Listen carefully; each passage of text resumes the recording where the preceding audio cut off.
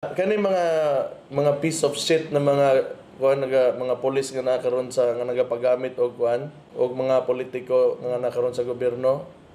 Isog lang na sila ron kay naman ganahan man na sila lamang moduwa ra na sila lamang na sila kani diwata.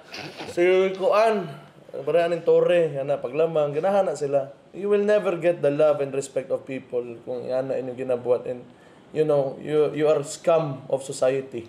Mao na kamo ang the finest example of why Filipinos do not trust policemen. Kadugay-dugay ang panahon. Ang tawag sa inyo, buaya. Persona non grata, lawa, Kunya, pag-abot diri, magtudlo-tudlo. Ito. Na persona non grata ka because of you have been participating in partisan political activities sa Calbayog City. Paghilom diha, wa kay angay lagi.